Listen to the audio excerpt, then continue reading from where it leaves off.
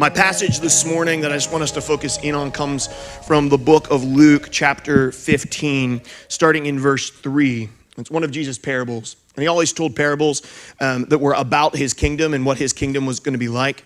And all of that was always compared and contrasted to the kingdom that the Jews thought was coming. The kingdom that they thought Jesus was going to sit on the throne of David, that he was going to reign there forever. And all of their expectations around that were always contradicted by Jesus talking about the spiritual kingdom that he was ushering in through his death and resurrection. He says this in Luke 15, which will be a well-known passage to many of you. And it says this: so Jesus told them this story. If a man has 100 sheep and one of them gets lost, what will they do? Won't he leave the 99 others in the wilderness and go search for the one that is lost until he finds it? And when he has found it, he will joyfully carry it home on his shoulders. I served inside of a physical church for 11 years. I got to see the church grow. I got to see us do multiple building projects. I got to see us expand and have a tremendous amount of influence in the community that God had planted us in outside of Pittsburgh. It was a privilege and an honor to serve the church, but I could never shake this feeling that most of the lost sheep weren't waking up on Sunday morning and thinking that my life is falling apart and I have to get back to church. Most of them were waking up in the morning assuming that the church was part of the problem, not part of the solution. And we were dealing inside of church world. If you're not a pastor and you don't go to the church conferences and all of that stuff, what you might not know is the thing that keeps pastors up at night, no matter the size of your church, is they've lost a generation of young men.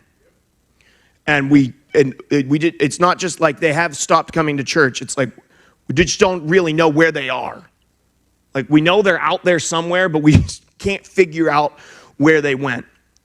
And that wasn't good enough for me. And I know for many of you that, well, let's just keep doing what we're doing and we'll just pour a little bit more money into it. We'll just pour a little bit more energy into it. We'll just build a little bit more hype up around it. Wasn't good enough for you either, which is why you're here.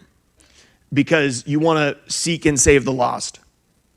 Because you want to partner with Jesus to go into the wilderness where the sheep have wandered to.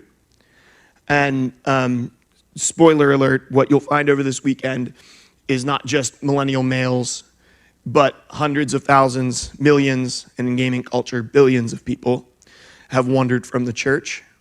And they have wandered into digital spaces. They have wandered into local game shops.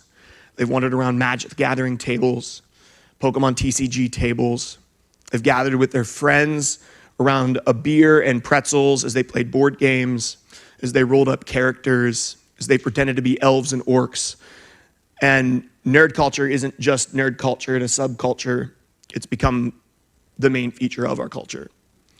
And I know for us at Lutz, and what my beating heart is that we would be a people that wouldn't just settle with a build it and they will come mentality, but that we would want to seek the lost sheep.